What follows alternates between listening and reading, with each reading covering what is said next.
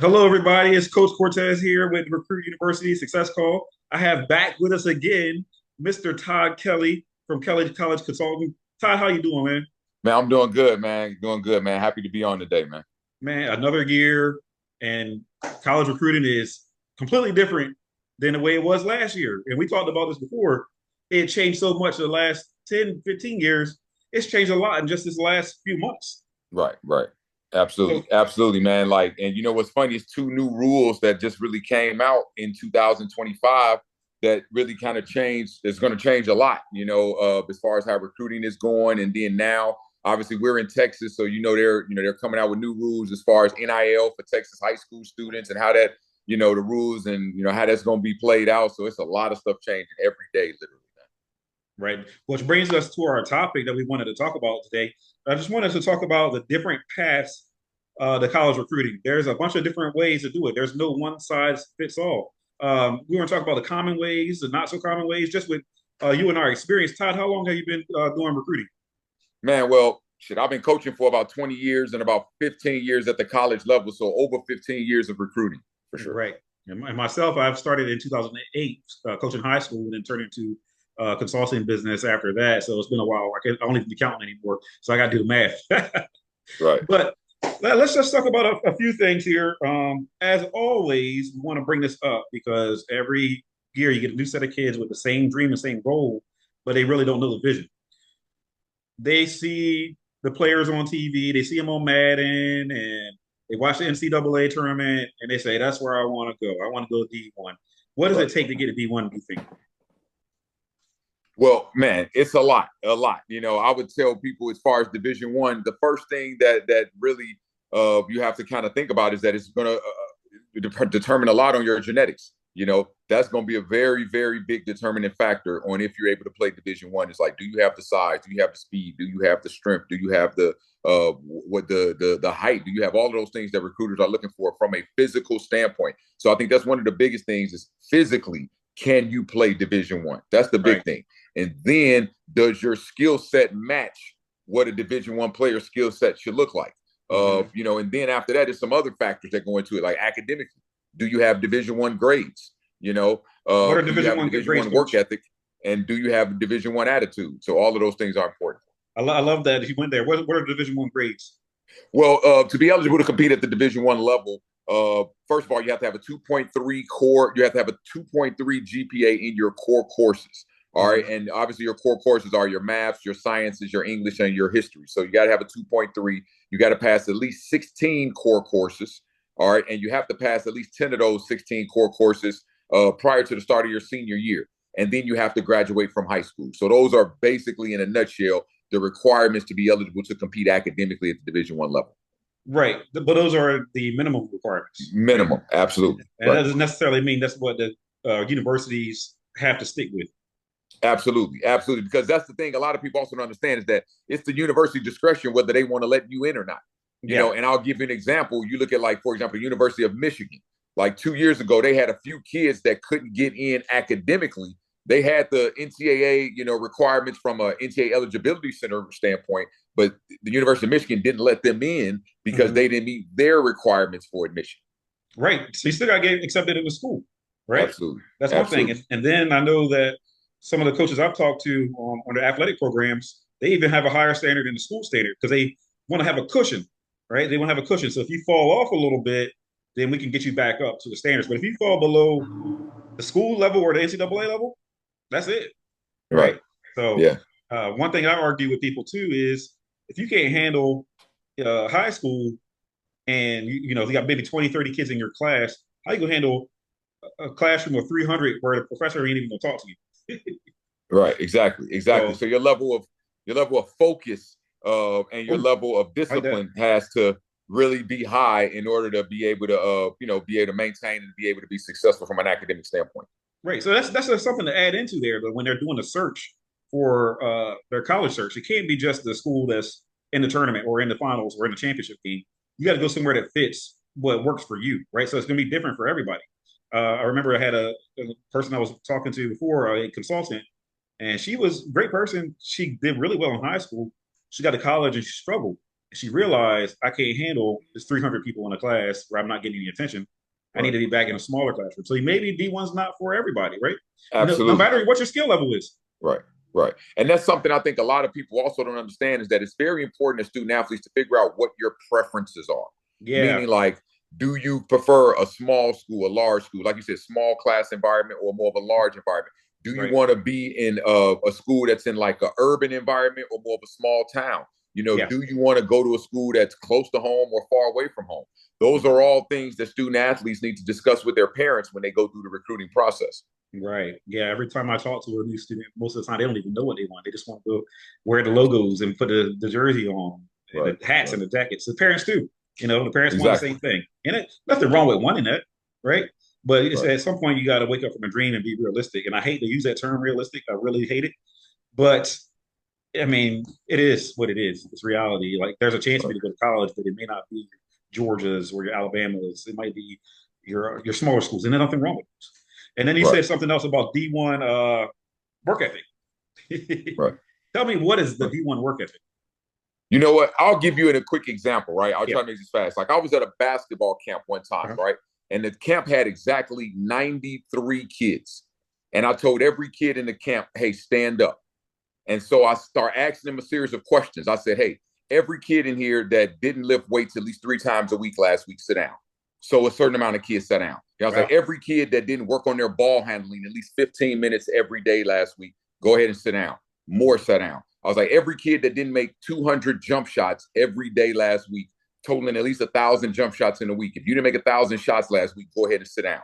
I was Mm-hmm. like, now, if you don't have at least a 2.5 GPA, go ahead and sit down. I was like, now, if you didn't play pickup at least 3 times last week, go ahead and sit down.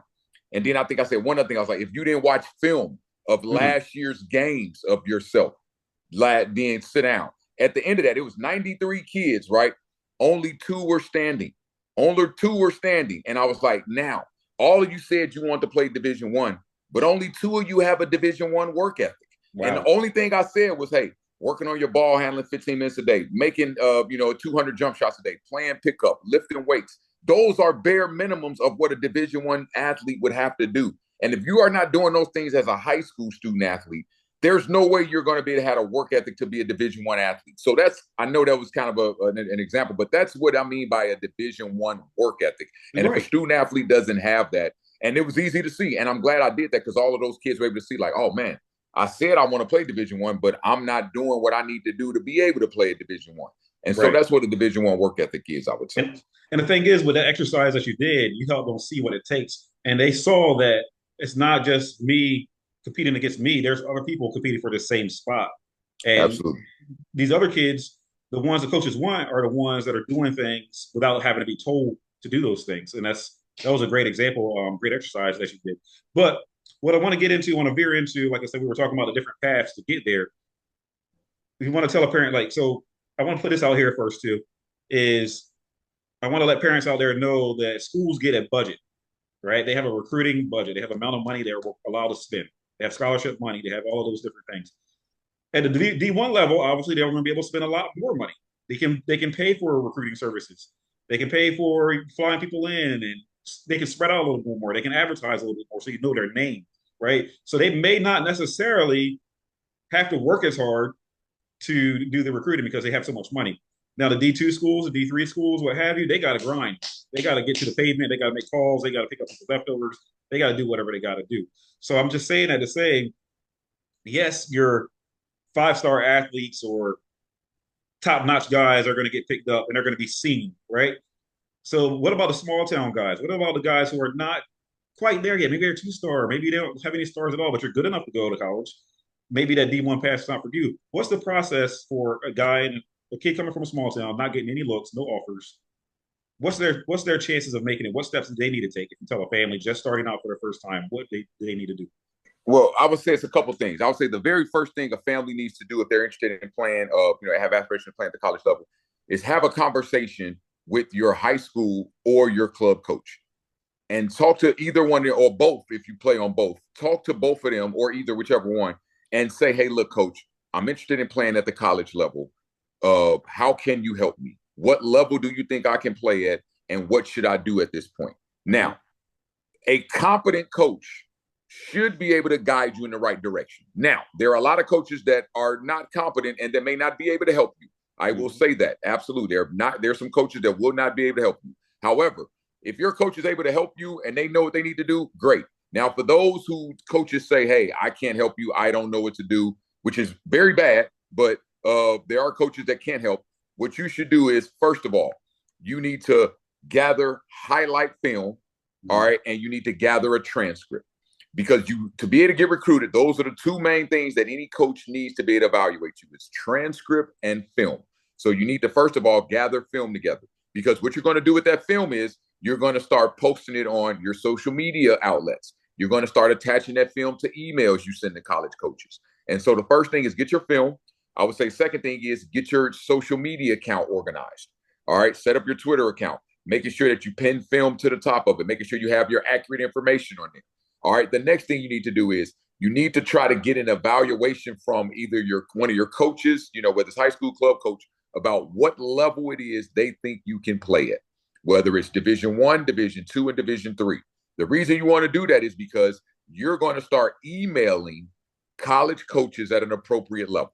Now, the reason it's important to have a conversation with your high school coach is because there are a lot of kids that when I say, hey, just email coaches, they just start emailing Texas, Oklahoma, Texas Tech, Michigan, Ohio State. And it's like, and they say, hey, I'm not getting a response from those schools. Yes, because you're not good enough to play at those schools. So it's very important to email and reach out to schools at a level that's appropriate, that's an appropriate fit for you that you actually can play at. And that's what I would say would maybe be the first 3 or 4 steps is just have a conversation with your coach, get your film and transcript together, get your social media account in order, and then start emailing schools. Okay. Yes. So like that you said that I had some players who try to big time those small schools because they think they're so good they don't have to go to D2 or D3 route. But then it gets to a point where school time's running out and then like, oh, I need to go to D2, D3. What do you tell those guys? Well, what I would say is it's absolutely foolish to big time any coach. That is a dumb thing to do. I'm just going to flat out say it. That is dumb to do as a recruit. Be real. To big time or to blow off any coach. And the reason it's dumb, and that's the reason, I know it's a strong word, but the reason I'm saying it's dumb is because in the coaching industry, coaches move jobs every year. Yeah. So that one coach so just think about it like this.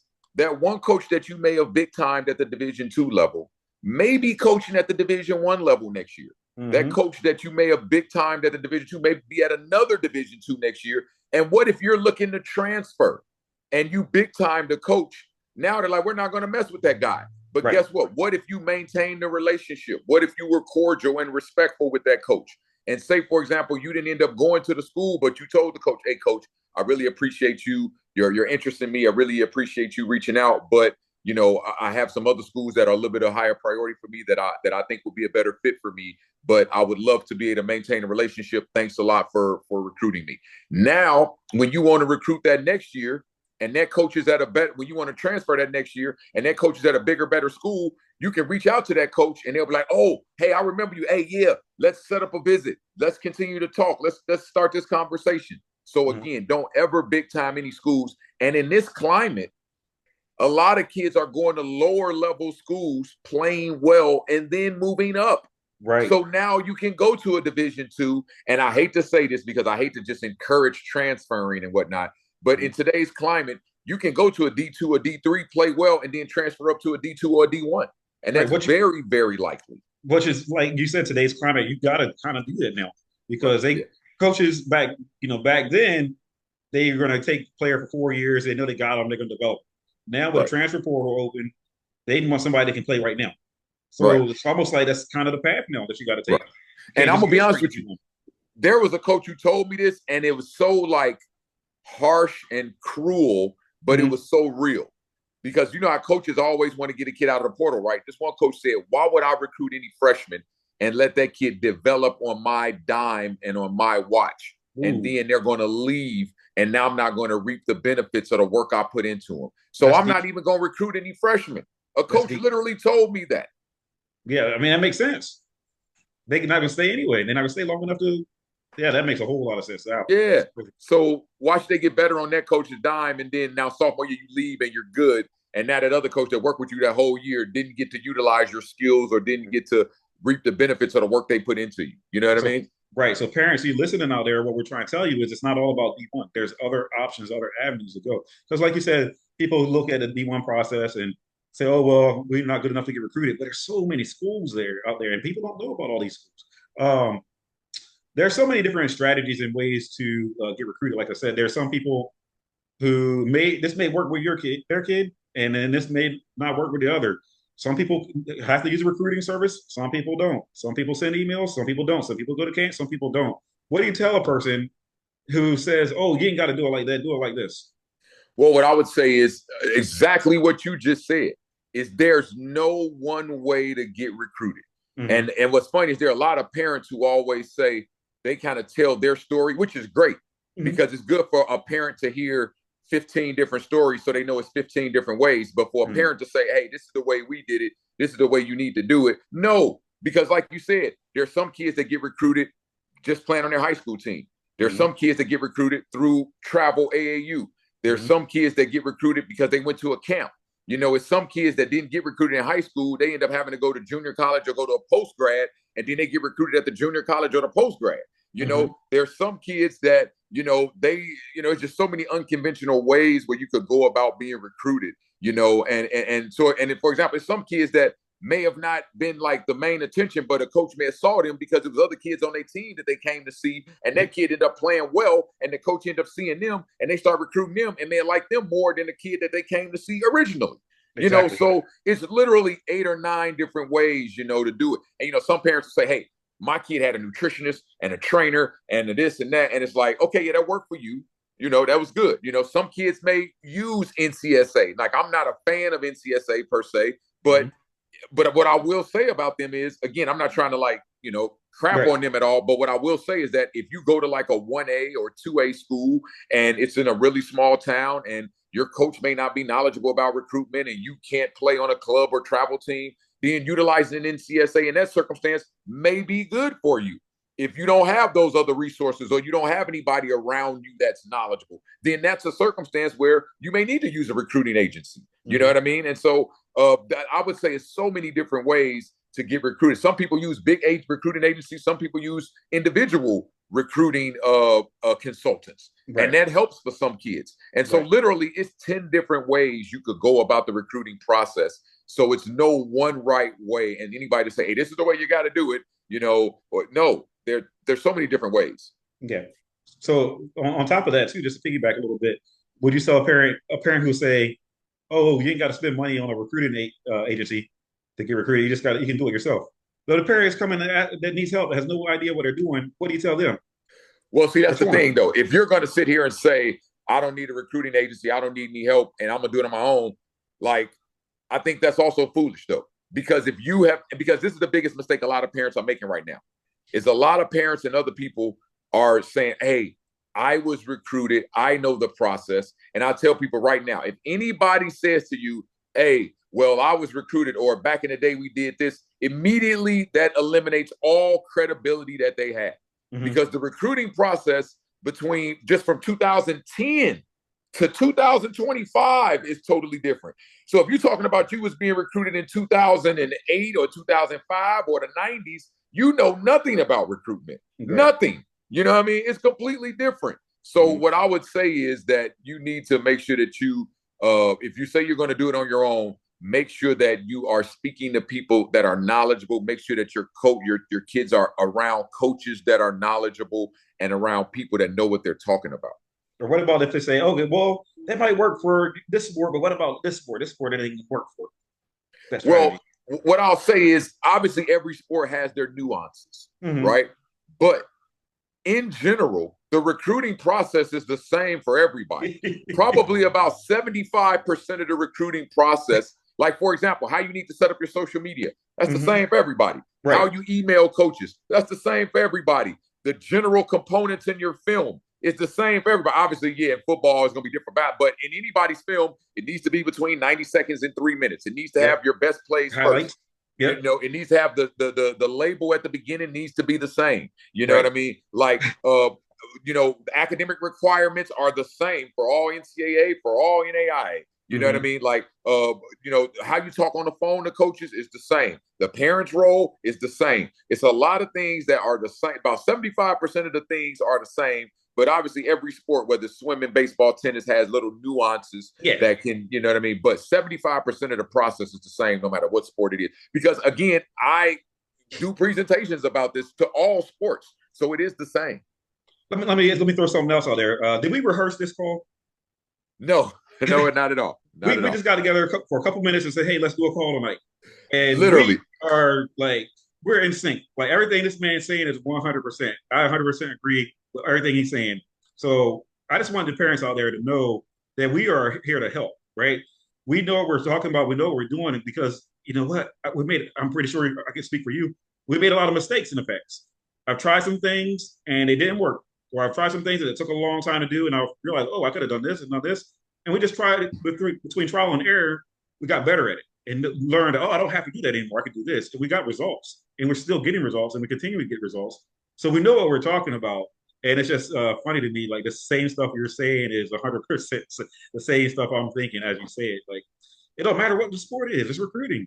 Right. It's people, you're talking to people. Right. One more thing, I'm getting ready to let you go. There's people, we have this Facebook group, College Recruiting Advice for Parents of High School Student Athletes, long name. But sometimes this is asked a lot. What should I say? How should I say this? You're dealing with people. You're dealing with a coach. Can you help people feel a little bit easier at ease about talking to a coach and what they're saying and how they're saying?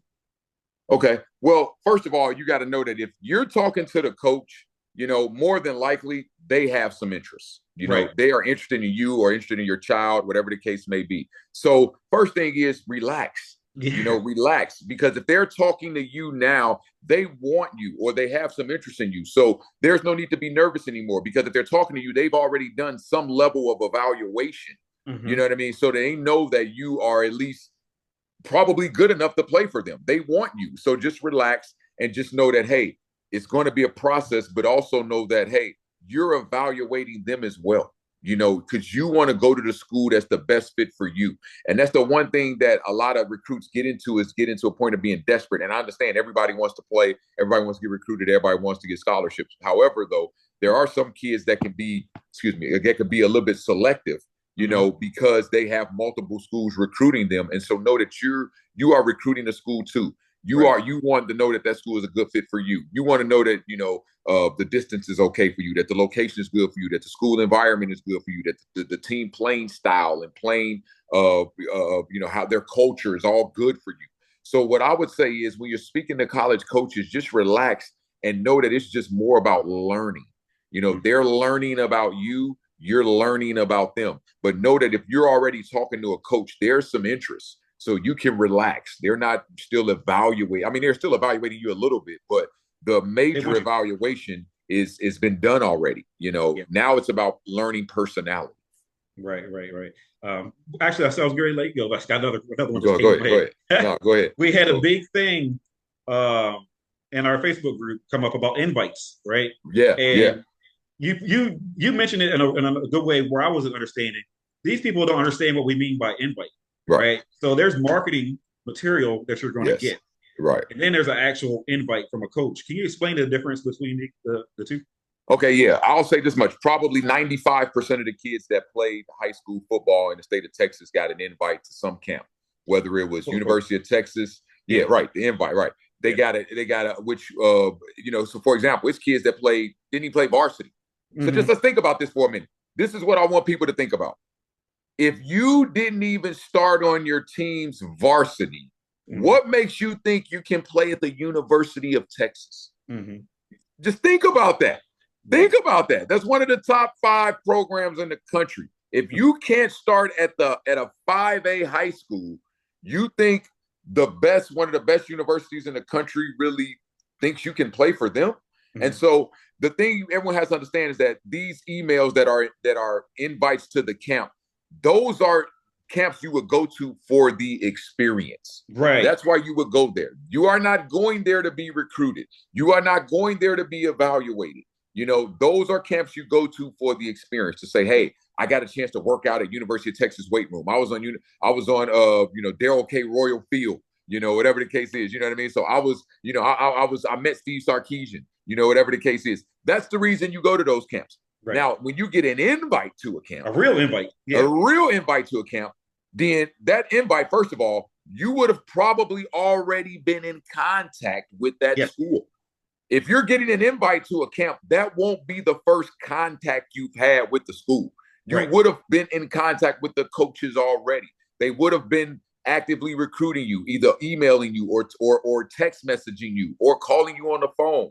So then, if you had a previous relationship with a school and previous contact, and then they reach out and say, "Hey, we want to invite you to our camp," that is a real invite. But if right. you just get an email, and this is the first email you've ever got from the University of Texas, and it's Hmm. to invite you to their camp, it's not because they want to recruit you.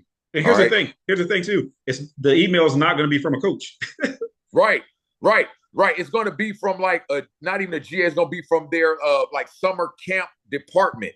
Yeah. You know what I mean? Uh-huh. That's what it's going to be from. Now, Hmm. if you get an email directly from Steve Sarkisian, or Hmm. if you get a handwritten letter signed by him, okay, yeah, Hmm. that's legit. But yeah, those marketing emails, it's very easy to know if they're marketing emails or not because it's just a general invite and it's no type personal. Now it may have your name on there, obviously, but it's no type of personal touch to it. Like, hey, I remember seeing you play at this high school or whatever the case may be. So Hmm. yeah, parents, please don't be confused by that because like almost every kid that played high school football in the state of Texas got an invite to the Texas or the A&M or the Texas Tech or the Houston camp, Right. and know that those camps will have 400 kids at them, and it Hmm. may be 3 kids that are actually being recruited. Right. And I always shoot to get invited first. I always shoot for that. I learned that was the best way to do it. Was, hey, do you want me to come or not? Like, are Right, you right, recruiting me? And we have those right, conversations. And coaches are typically honest with me and say, hey, we're already recruiting that position. Don't waste your time. Coaches will say that, but the right, marketing team, their job is to make the money. And when you go to right, these things too, I don't want people to feel like it doesn't work to go to camp because it does, but you just got to yeah. do it the right way. Right. And, Um, and and let me back up too but though, because yeah, I don't want to just sound like I'm crapping on camps and like they're yeah, just terrible. Because if you're like a freshman, for example, or an eighth grade, or yeah, maybe even going into your sophomore year, and you're like, yeah, I want to go to University of Texas camp. I don't want you to think we're just crapping on the camp saying that it can't be beneficial to you at all. Because it can be very beneficial to you. It's mhm, just not going to help you from a recruitment standpoint. mhm, But it can be very beneficial because you can learn from University of Texas staff. You yeah, can learn new drills, new techniques. You get a chance to compete. You get a chance to kind of see where you are versus other kids that are your age. You get to get your 40 time, your bench press. So there are benefits absolutely to going to those camps, but just don't think you're going to get recruited by those schools. exactly. That's the point. And when I've taken kids to camps, what happens is they split them into two different groups. You got one group who's there for the experience; they're gonna get a nice T-shirt, and Yeah. then you got the one group that's actually looking to get recruited. All the Right. coaches are going to go there, and the guest coaches from other schools, the D2, D3 schools, are going to go there too. And you see it immediately after they do their one of the stretches. They go into two different groups. Yep. So I don't want the parents who've had that experience of going to a camp and hoping they were going to get recruited and say, "Oh, it doesn't work," because you probably didn't do it the right way. And this is exactly why you need a recruiting consultant who can consult you and help you because you don't want to waste your time, you don't want to waste your money, you don't want to invest because once it's over, it's over. You get one Right. shot at this if you do it right. Right. You got And one the, shot. and I want to point out one other thing because there are a lot of kids, for example, that's going into their senior year and say, for example, they were getting recruited by some Division 2 or Division 3 schools, right? And they may have had some legitimate invites to a Yeah. Division 2 or Division 3 school, and but they have this fake invite to a Mhm. University of Texas, and they're like, man, I'm gonna go to University of Texas because I'm gonna try to get University of Texas. That is a mistake. Right. Go to that school go to the camp of that school that actually legitimately invited you, that Mhm. is legitimately recruiting you. Because then when you go to that school and you go to their camp, if they've actually been recruiting you and you perform well at their camp, you'll end up with an offer. You Right. typically end up with an offer if you perform well at a camp. If they've already been recruiting you because they're already interested in you, so they want you to Right there. perform well so that they can offer you. That's why they brought you there in the first place. That's why they Ex- invited you. exactly, Right. exactly. Yep. So with that being said, there's so much to the recruiting process. Like I said, I'm a big advocate for you getting a recruiting agent or recruiting consultant, even if it's not me. If there's other people who you trust, you want to get advice from, you need to stick to people who know what they're doing. Don't just take the advice of somebody because that advice feels good. You got to take the advice of somebody who's actually credible and knowledgeable and know what they're talking about. Because the best ones are going to tell you what you don't want to hear, right? Todd, you can agree to that, right?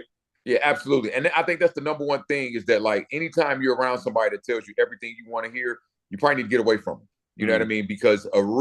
Because again, like some people definitely need recruiting consultants and they can be very, very valuable for you because yeah. so many people are just not knowledgeable about the process and about the rule changes. And coach, I want to just bring up something real quick. At the very beginning of this call, you had talked about how recruiting has changed and even over the last year, right? Yeah. Mm-hmm. So, for example, there was two new rules that just came about in January that a lot of people don't know about. That if you're not knowledgeable, you wouldn't know. Like, for example, they call it the junior college rule, right? So, for those kids that are seniors in college right now, if they went to a junior college or a non-NCAA institution, they get an additional year of eligibility. Mm-hmm. But there are a lot of junior college coaches out there right now telling kids that, hey, every high school kid is going to get 1 year of junior college and 4 years at a regular school. That is not the rule yet. But if you don't know that, and it's people telling you that, you're gonna be telling the high school kid, "Hey, yeah, go ahead, go to junior college because that's not gonna count against your NCAA eligibility." Which, although I anticipate, which a lot of people anticipate that probably will become the rule, Mm-hmm. that is not the rule yet, and it's a lot of people telling people false information about that, and like you know what I mean. And it's like so that's why you need that's just one example why you may need a recruiting consultant Mm-hmm. because you don't know that. Like for example, I know a lot of people don't even know about the new proposed scholarship limits that are coming out. You know Mm-hmm. how, for example, Division I football teams can go up to 105 scholarships, but a lot of them have already said we're not going up to 105. We're staying at 85. But again, it may be people telling you, oh yeah, D1's gonna have 105 scholarships. So now you're gonna be able to get it's 20 more scholarships available at every D1. That's not true. You know Mm-hmm. what I mean? So that is why you need a recruiting consultant sometimes, is because there are a lot of people spreading false information, and there's so many new rules that are coming out. And then, as we mentioned too, there are new NIL rules that just came out Right. for UIL. You know Right. what I mean? Mm-hmm. Students. So Yeah. Also, look at the amount of money tuition costs. yes, It'd be worth it just to invest into a recruiting consultant to increase your chances of getting an opportunity. It's worth it. Couple of coffee a day yep, at the most. Well, yep. anyhow, Coach, thank you for your time today. We're going to have to do this again. We have a wealth of information to share. Make sure you're following us in the Facebook group, College Recruiting Advice for Parents of High School Student Athletes. And Coach, where can they find you? Yeah, you can find me at Kelly College Consulting TX.com. Again, I'm Todd Kelly with Kelly College Consulting. You guys will see me around a lot of the state of Texas. I'll be doing presentations at last year. I presented at over 50 high schools. This year, we're probably going to be at about 60 to 75 high schools throughout the state of Texas. So you'll be able to see me around doing presentations about the college recruitment process. And I'm Coach Cortez with Recruit University. You can go to www.recruituniversity.org, get a free consultation. We'll look at your film and then give you an idea of where you should play at. All right, Coach. Thank you for your time. Good night, everybody. All right.